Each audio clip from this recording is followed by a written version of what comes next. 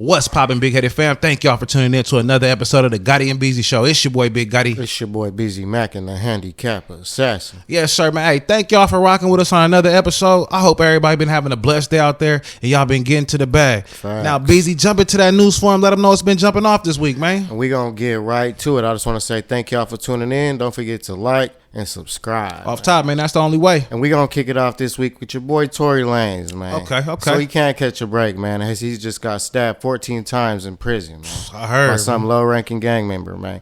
So he just can't catch a break. How you feel about that? Man, I think it's kind of messed up because, you know, Tory Lanez, he basically innocent. You know what I mean? It was some new information that came out that basically said Meg Thee Stallion is lying about the whole situation. Right. So when I heard that, I was like, damn, not only is he in prison for no reason, but he also got stabbed too. So I feel like it's kind of messed up. And then to hear that the guy is a dropout, you know what I mean, that stabbed him and he's in there for killing his 13-year-old girlfriend.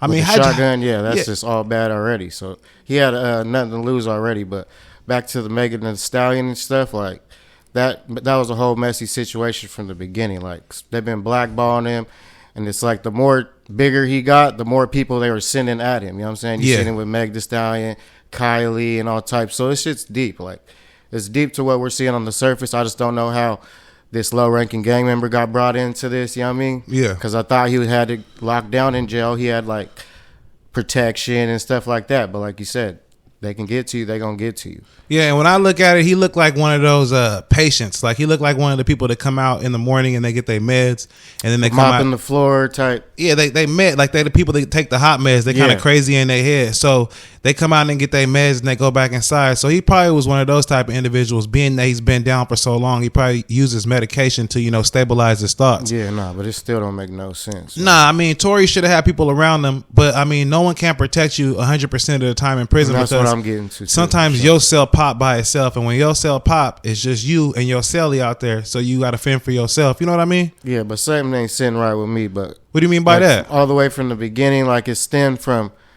him not wanting to sign with Rockefeller, and then he made a song about that, and then he dropped an NFT and made $1 million within a minute. Yeah. So that just showed he didn't need none of the big labels, big machines pushing him, and he just cracked the code. So everybody was trying to come at him after that. You know what I'm saying? Yeah, I feel like Meg at the beginning, I feel like she was lying. You know, he was messing with Kylie, he was messing with the other girl, and then he was messing with her. So at a certain point, you got to look at it like girls get jealous and they do crazy things. And then the witness report had already said that he stopped her from shooting the gun. You know what I mean? So I don't understand how it turned back around into bruh. Yeah, and he already was saying on the jail phones, like, I'm sorry for what I did to Kelsey. But it's just all weird timing. Like, the security guard testified that Kelsey did it, and then all of a sudden he gets stabbed 14 times and in critical condition. Like I'm saying, timing's everything. I think that there had to be something behind that. Like maybe someone paid for Tory Lanez to get hit, because it didn't make no sense that way too orchestrated. After all this good evidence comes out that could free him, you know, all of a sudden he gets stabbed. You know what I mean? And people with money, I mean, they'll put you up to all kind of crazy things. I can see that this having the type of influence that it has on the media, that it could get him out, but also I can see that someone probably did this to him. You know what I mean? In facts, and it's like they had a feeling he was going to get out, so they sent that kite, you know what I'm saying? And boom, it happened the way it happened, and it's just unfortunate, but shouts out to Tory Lanez. Hope he pulled through this, man, and they just trying to blackball him and beat him while he's down. Like I think though, in my personal opinion, I feel like they signed a petition. 100,000 people signed a petition, basically saying that they want him free to the governor. Yeah, but I still don't feel like he finna get out, because in prison it don't work like that. You know what I mean? You still need to go through the court process and stuff like that. Now it's a good gesture to say. No, it's a good look for sure. But it's we all take longer than 14 stab wounds. And to stand behind them, you know, after 14 stab wounds, like you said, collapsed lung, all that stuff. I mean, that shows they're trying to end him for sure. And everyone loves Tory, you know what I mean? So I can see why they want him to get out, but like the court process don't work like that. He ain't gonna get no pardon, and if he does, you know what I mean, somebody putting up a big bag behind that, you know? No, yeah, it's a well orchestrated hit, but it's like Tory is for sure getting blackballed, but it's like I didn't even mess with him at the beginning, but it's like, do you see how far he's come? And he's like a real underdog in this industry, and they're really trying to knock him off his feet, you know what I mean? Yeah, in my opinion too, Meg Thee Stallion, her career has also went down after this whole situation. So I don't feel like she's even won out of it. She felt like just because she was telling on him that it was going to be a good thing, or she was going to put him away so he wasn't able to talk to these other females. For sure. But I think it also brought her down because girls also look at girls as snitches, and that's exactly what she did because she knows that wasn't how the situation really occurred.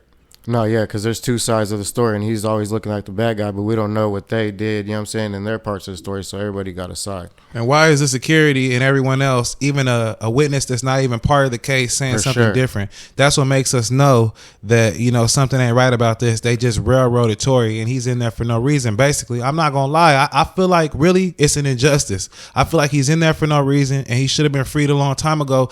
I don't even think, to be honest, with having no record, I don't even think he should have got no 10 years. I don't even understand they're trying to put him under the jail for what? Yeah, and then they said that the district attorney, you know, he was putting a lot of people, you know, under the jail, and basically he put enhancements on the case. So they're saying that the district attorney is also dirty too. And not just that, I heard once Jay-Z started putting money into Meg Thee Stallion's case, that's when, you know what I mean, shit started to turn.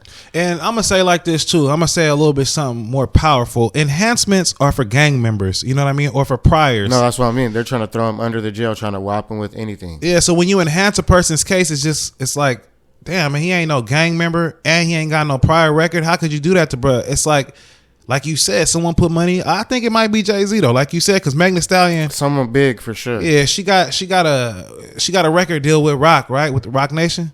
So yeah, that's fishy in itself. And that's what I mean. Jay-Z got her that lawyer, defense lawyers. Yeah, and they ain't gonna let her lose if Jay-Z's behind his legal defense. I mean, her legal defense. It's just a sketchy subject all the way around, man. They trying to put my boy Tory down. Yeah, man, free Tory, and I hope he bounce back from those stab wounds. You know what I'm saying? Because when you get stabbed by a dropout, you know that, you know, is in there for some, you know, real crazy stuff, messing with a 13-year-old and, you know, shooting her, you know, with a shotgun. I mean, come on, man. He's already sick. His life is over, so he don't care. Yeah, he don't have nothing to lose. He probably, yeah, man. That's sad, man. Hey, shout out to Tory, man. I hope you get free, man. That was a dope album you also made. For sure, made $1 million off a minute.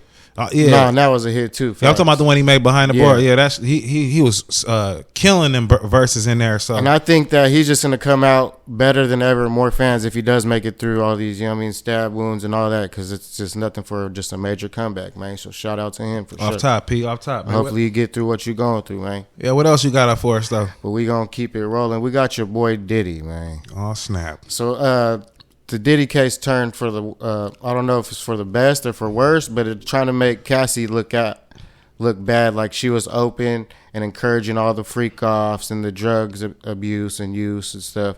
But do you think that's true, or is this just the good defense? You know what I mean? I mean, I seen the first day, right? Her opening testimony. So yeah, Cassie looked like she was telling the truth. She looked like she was the victim the first day. Everything seemed like, you know, by the book. It seemed like they was, you know, saying exactly what they had said before. Yeah, and they were trying to stump her on that. Like, you did say this, right? And she's I'm talking about before, when she first got her chance to tell the story. She was telling it exactly how the paper said. But then when it came time for Diddy's lawyers to, you know, basically, they were trying to stump her for sure. Yeah, debate this and bring a defense to everything she's saying. It just seems like she was like stumped. Like, hold on, man. Like, it made her look like the bad person for sure. Yeah, like she was encouraging it. She was a part of it. Yeah, you she know? was going along with it. Of course. But do you think that she even knows the escorts' name? She knows the male escorts that she had to sleep with. She knows all their names. And then Diddy, if I give you something behind the scenes, Diddy tried to send her to rehab. Diddy said she had a worse problem. And even Diddy went to rehab himself, though. Yeah, but Diddy said that she had a worse problem than he did. So he tried to send her to rehab on several occasions, because Diddy is what we call a functioning addict. Yeah, so he could function. No, facts. Because I didn't know he OD'd off opiates in 2012 or something. Yeah, he OD'd a couple times, and I didn't never hear about that till now. Yeah, but it's like, do you think she was like groomed into that, so she just felt like it was natural, or those text messages are gonna be, you know what I mean, drastic to her? I don't think she's like. It's like she was okay in it. Like, can you get me the drugs, or can you get this? Or I mean, you want me to keep it 1,000 all the way funky? I feel like Cassie was into the life just like Diddy was into it. I mean, a girl don't get with a dude and just start doing everything he say. You know what I mean? But you don't think she was just doing it to please him, like because he's like he was going to use the other stuff against her? Okay, can I give an example of this? You got good girls, you got hoes, you got whatever, right? Sure. You got bad girls, right? You can't convince no good girl to have no freak offs and stuff like that. It ain't gonna happen. That's already in the back of your mind. And then the drug usage also, you can't convince this girl to just keep doing drugs with you every night and party unless that's what you want to do. That's a part of you. But P. Diddy's an elite, and he's gonna walk all over. He's had so many. Okay, so that's saying like if you go around P. Diddy right now, I'm saying she shouldn't have took him that serious for sure. But anybody don't gotta just because he's P. Diddy don't mean you gotta go and start doing all these drugs with him and stuff like that. Like y'all, you can kick it and you can try to do business opportunities and all kind of things with him, but that don't mean you gotta get out here and do what he's doing. I feel like she was a part of that. I feel like all the females was a part of it. I feel like all the males was a part of it, and to try to throw him under the bus when it's convenient only because you want a lawsuit, it just makes you look like even worse of a person. That's my personal opinion. Nah, and you are right on some of that. It's like it takes two to tango. But you know what I'm saying? She probably was going through a lot of emotional abuse and, mental abuse. So it's like, I don't know. Like I said, I can't put myself in that position. But like you said, that's not a good position to be put in. Like she felt obligated. She had to do it, but it don't show it in those texts. Like she was encouraging it. Mm-hmm. Like, I love doing the freak offs with you and all types of crazy stuff. So it's like, it's not making her look good at all for sure. And I know she loved doing it. I mean, to say that you didn't would be ridiculous. You had fun.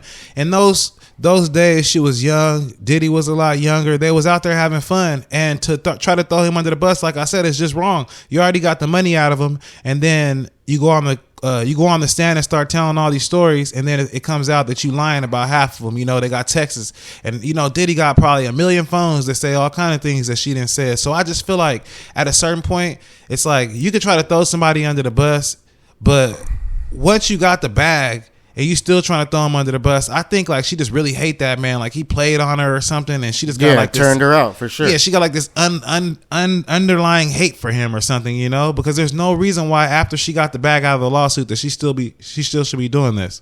No, for sure. There's some built up remorse and animosity, but like you said, we don't know. We only know what they were going through, but it sounds to me like those text messages are going to play a big part in this. You know what I mean? For sure. I think that she's going to be not credible. Nah, and that the fact that she said herself that she deleted some of the texts is going to be like, so why'd you delete some of the texts? You know what I mean? So that is just going to make her look bad, man. And P. Diddy knows what he's doing. He's making it, dragging it. He's pulling out the best defense, you know what I'm saying? So it's like it's all her word versus his. And like, it gets deep, man. Yeah, I mean, I don't think none of them people really want to get on the stand and keep messing with dude. That's all I'm saying. You know what I'm saying? I know he got a lot of proof, a lot of pictures, a lot of cell phone video, and the more that they do that, I think they messing up their own self going forward because he only gonna expose you, and they're only gonna go back and dig up more dirt that you know what I'm saying, thought that they forgot. And you gotta understand, like I said, when you young, you calling Diddy up in the morning after you had that big party, you was doing all that crazy stuff, you freak offs, and y'all getting on. In the morning time, you gonna call Diddy like, "Hey, what we on today?" No, for sure. And it starts to become, like you said, a lifestyle. A lifestyle, a pattern, because you're going to be like, bro, what is we on? And at that point, you're like starting to enjoy it. You know what I mean? Come on, we was young at one time. Like if we could have had parties like that and stuff like that, come on, we would have did the same thing. So it's like, but it's too many speculations and allegations against one man. It's the bag. It's the bag, though. It's like if we could win this court, I think it was just a matter of time. Like they didn't have enough to get him with. But if we could win in court, right, then we definitely got a lawsuit after that. Some of the lawsuits aren't credible because they don't have like real transcripts and real information about what happened. And the feds, they digging into all that. They getting pictures, they getting cell phone. So once they get them real locked down, we seen you do it, we got you in the picture, we got the calls, all that, then them people's gonna be like, all right, we're gonna sue you, Diddy, after that. You know what I'm saying? So I feel like that's all they trying to do is just trying to lock down their lawsuit. Nah, for sure. And it's like she had so much built up, or she lost so much with Diddy, like she needs to take something back. You know what I mean? I don't believe that. No, but I think that's why, for sure. Cassie wouldn't be Cassie without P. Diddy, man. He just made her a little bit more popular, but yeah. I mean, none of her songs would be even charting. I mean, there was a lot more better, acts back then. He put her on, man. So I mean, so she was enjoying it. She's not a victim of the diddler. I don't believe she's a victim. Not if you calling them back in the morning and saying, well, we on.